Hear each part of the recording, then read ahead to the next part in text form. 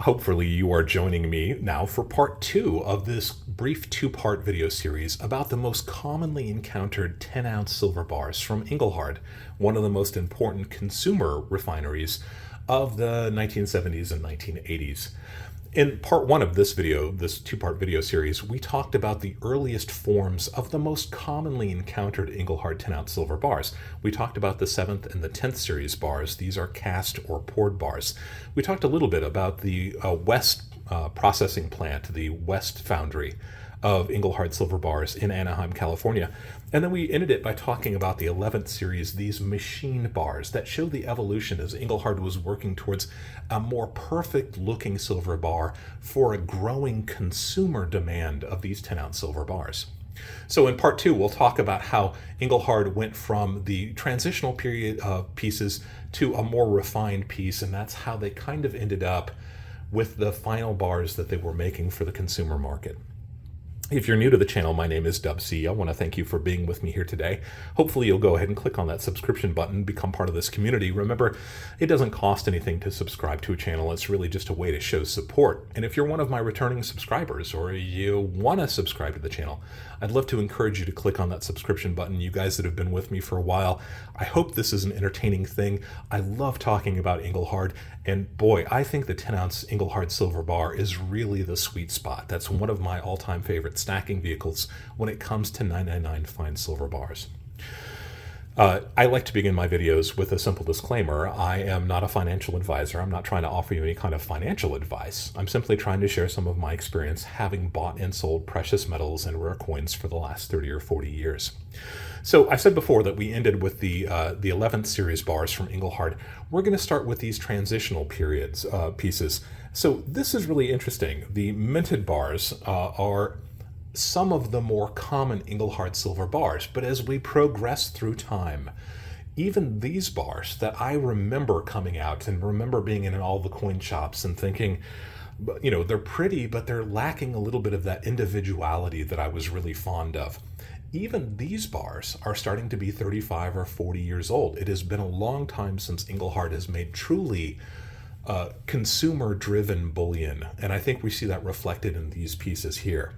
So we're going to start over here on the left, and this is what is called a 12th series transitional minted bar.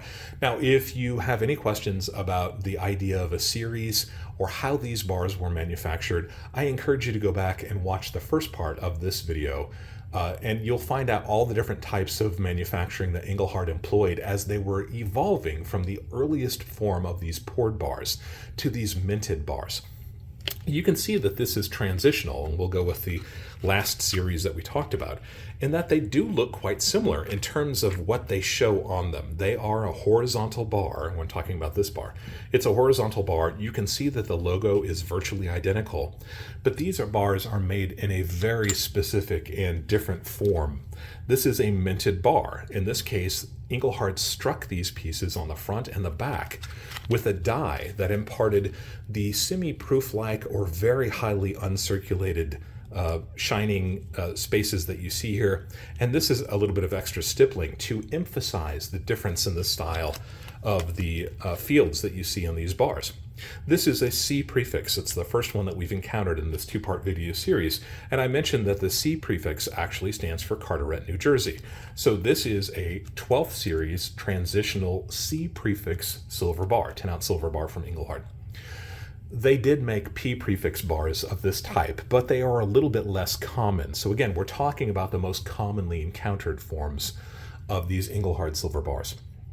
The C prefix is much more common, a mintage of about 175,000. So this is a pretty high mintage piece too. It's kind of strange because you don't see these bars very often anymore. 175,000 mintage is a pretty large mintage. I doubt these pieces suffered the same losses that the earlier Engelhard silver bars did. I'd love to hear your opinion about that, especially if you are a collector of Engelhard 10-ounce silver bars. I'd love to see what your thoughts are, why we see these pieces. 1983 to 1984 is really when we think these were made. Incidentally, those P prefix versions that are slightly different in that they have the P at the beginning. the mintage of about 10,000 pieces. So if you have the choice between the two, if you encounter these bars in the wild, you see a P prefix, you see a C prefix, I would probably go with the P prefix, all other things being equal. You can see just how finished this bar is. This looks in many ways like a modern 10-ounce silver bar. This is not very unlike those 10-ounce silver bars from PAMP that I mentioned before that you would find at Costco, or the modern Britannia bars or Germania mint bars. These bars have almost the same characteristics. And keep in mind that Engelhard went from producing these bars in maybe 1979, 1980 to producing this series of bars in 1983, 1984. So this was a very quick transition that Engelhard was making. Again, one of the things that makes Engelhard stacking so interesting. And I also mentioned that these are a 12th series bar. That means we have skipped many different series in this range from 1 to where we are now at 12. Remember, if you have a silver bar from Engelhard that has characteristics of bars that I am not talking about, there's at least the chance that those bars have extra value and are a little bit more scarce. I encourage you once again to explore allengelhard.com. Let's move on to what is probably the most commonly seen bar in my area when it comes to Engelhard series silver bars. These are a second series standard commercial portrait Big E bar. That's a lot of words to describe these. You heard me right. These are a second series bar. How can that be when we were just talking about the 12th series bar? This one is horizontal, this one is vertical, and that's how all Engelhard differentiates between the groups of series. So this is the second series of this more vertical bar rather than the horizontal bar, a portrait style bar, a Big E design. And if you guys are fans of the Engelhard prospectors, this device will look very familiar to you. You often find this on the back of Engelhard prospectors. So 1984 to 1985, second series standard commercial portrait Big E bar. You're looking at the reverse, and it definitely shares some of the characteristics with the last bar that we looked at, right? You can see that they're kind of mimicking that same design, but rather than being short and thick like these early bars that truly makes these bars transitional, this is an entirely new design, a new layout, a thinner bar and a wider bar. Why did they do that? I think it might have more to do with having a surface area that they can almost advertise themselves on. Love to hear your thoughts about that too. How many of these did they make? Well, this is a C prefix bar also, Carteret, right? But there are D prefix bars for these too. Those are a lot more scarce. The C prefix bars, 450,000 pieces minted. That is huge, right? I mentioned before that you could compare these with a prospector, but you could also compare these with just the 1-ounce Engelhard silver bars that we mentioned in the last video, or the first video in this 2 or 3-part series. Very similar looking. Engelhard was taking on a design that they could replicate from the different sizes, and this is something that we saw with other manufacturers as well. So this is what I encounter most often when I encounter Engelhard silver bars where I am locally. It's not surprising with a mintage of 450,000 pieces. If you have an opportunity to pick up a D prefix, maybe that's the one that you would choose when it comes to these bars. And the next bar is very similar in a lot of ways. This is called a third series standard commercial portrait eagle and flag bar. So we've got the second series here. We've got the third series here. They followed one after another very, very rapidly, as we've seen many times before with Engelhard. So what makes this bar interesting is it's really the first time that we see this device. This is a radical departure. Engelhard is really using something that is a highly detailed design for their logo rather than just a large E on a globe or no logo like we saw in all of these earlier pieces. I know it's going to drive some people crazy having that upside down. Eagle and flag. You do also see this logo on some of the prospectors from this period of time as well. You're looking at an example of that here. It's a C prefix bar, right? So far, all of these bars up at the top, with the exception of the West Plant in Anaheim, California, are all P prefix. These bars are all C prefix. So it's a little bit more common to find these C prefix. This is a series 1987 and a mintage of about 300,000 pieces. And you can see this too is incredibly different from both the the previous versions of the second series and also the 12th transitional period bars.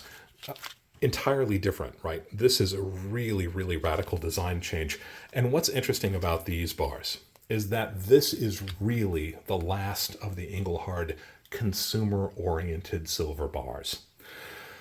These ones with a mintage of about 300,000 pieces are maybe not quite as commonly encountered where I am as the Big E. Now, they made about half again as many pieces of this as they did of this, but because these came out so much later, 1987, you would almost expect to find these eagle and flag versions more often. I found very few of them locally, and it could also be that I knew that that was kind of the end of Engelhard's run, so when I was given the opportunity, I kind of avoided these bars in favor of these older style bars. How do you feel about that? Do you have a preference when you were comparing these portrait style bars between the Big E and the Flag and Eagle? Which one do you prefer? There is no wrong answer, and that's one of the nice things when it comes to Engelhard. Let's wrap this up. Let me tell you some of the techniques that I use when I am looking for these bars. What makes me set some aside from the others?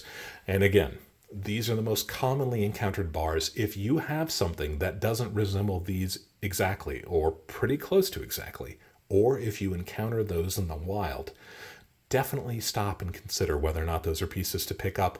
Check out allengelhard.com and go through their 10-ounce silver bars. It is a fascinating, although a little bit of a difficult read, because there are so many interesting varieties and shapes and sizes. This is really a fascinating field. What to look for? These are the tip of the iceberg, right? There are so many different series, and when we jump into Canadian pieces as well, that throws all of these out the windows, and Canada has its own entire series. Those Canadian bars should not be slept on. There are some really fascinating examples out there. Generally speaking, varieties unlike these, the ones that we've talked about, are going to be worth a little bit more, but look for the manufacturing details that set them apart. We started with the 7th series, we went up to the 12th series, we skipped lots of series in between, so those lesser series bars are going to be interesting. But also look at the backs of the bars. If you see something unusual, like a serial number accidentally stamped into the back of the bar, sometimes you'll see some of the manufacturing details. There are examples that have bolts pressed into the back of the bar where they didn't have the mold pieces right in place. Those kinds of things, if they are interesting looking, can actually add value to the bars. The individuality of the bars, we talked about some of the characteristics of the earlier styled bars, those definitely attract certain collectors, but not everybody wants something that is so specific, unique, and interesting. Sometimes people just want to stack something with a really solid name on them, and there's nothing wrong with that either. There is a 3rd series Canadian bar, and the Canadian bars are pretty easy to pick out because they often have the bull logo. I've talked about that several times in the past. All Engelhard has an amazing write-up about the origins of the bull, but generally speaking, when you see that bull logo, and you're seeing an example of it here, that means the bar was made in Canada. And again, Canada has its own series and its own populations, its own mintages. It is a fascinating area to examine. They have a bar that is very, very similar to the 7th and 10th series bar that you see here. That's a 3rd series Canadian with a mintage that is about the same as these pieces, but the number of those that survive really seems to be quite small compared to the others. Love to hear your ideas of why that might have happened.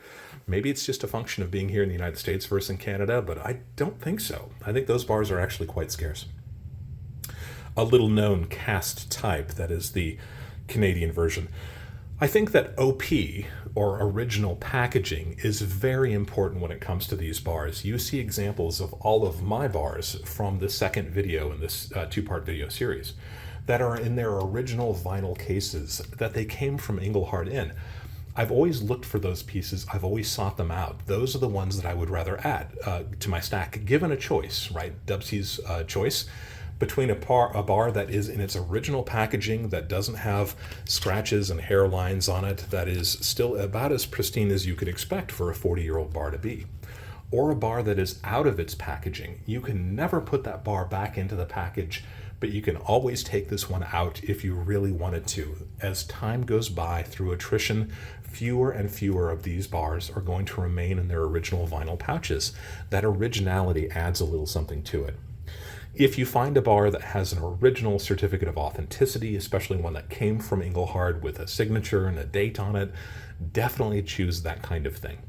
And if you find a bar that comes in its original packaging, outside of just the vinyl flips, right? If you've got something that comes in a hardwood case, a clamshell case, that is genuinely something that the bar was originally issued in, then chances are you've got something that is very special. So I would also pick that kind of thing first and foremost.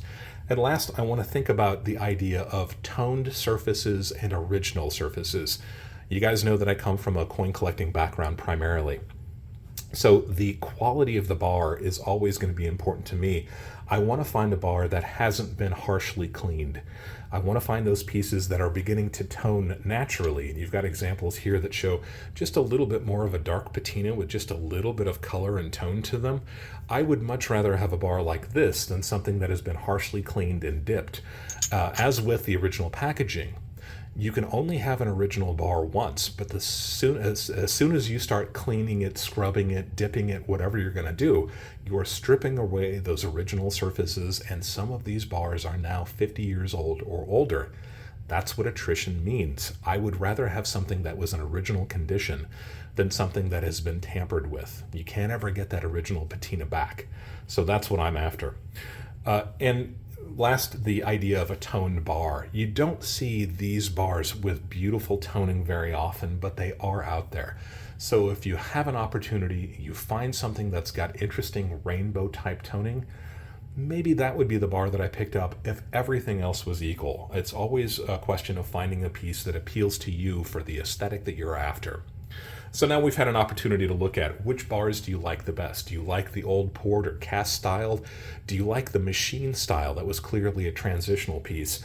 Or maybe you favor this 12th series transitional. While it's still horizontal, it's definitely a pressed styled bar that looks and shares a lot of the characteristics with the modern silver bars that are being made 30 or 40 years after these bars first hit the market. If you have questions about any of these pieces, by all means leave a question down below. As I said in the last video, if you've got a question, there's a good chance somebody else has a question, maybe just afraid to ask it. Don't be afraid to ask questions. There's no such thing as a bad question. And if you ask a question that I can't easily answer, and if I've got the knowledge and the examples, maybe I will make a video specifically about your question. We call that a subscriber question and answer video. And those are a great way to have a video made for you on the internet. You can tell your family and friends about it. Maybe they can watch it and become stackers in their own right. I air videos most Friday evenings, and I typically go live while those videos are right after those videos premiere. So join me for a premiere. Hit that notification down below. Hit the subscriber button down below too. But if you hit that notification button, you'll find that these premieres happen on a Friday evening. I am almost always there as they are premiered and showed for the first time. I'd love to have you join me for those. You can ask me questions while the video is playing for the very first time, and we almost always go live immediately after those for a live stream deeper dive into the subject that we talked about in the video premiere. That is a fantastic way to chat with other people in the community, to ask questions related or even slightly unrelated to the topic that we're exploring. That is a fun way to start a Friday evening. It's a great way to start the weekend, and I really look forward to those live streams. I hope you will join me for those. Always be learning, and thank you for allowing me to be a part of your journey as we go deeper into the world of coins and physical precious metals.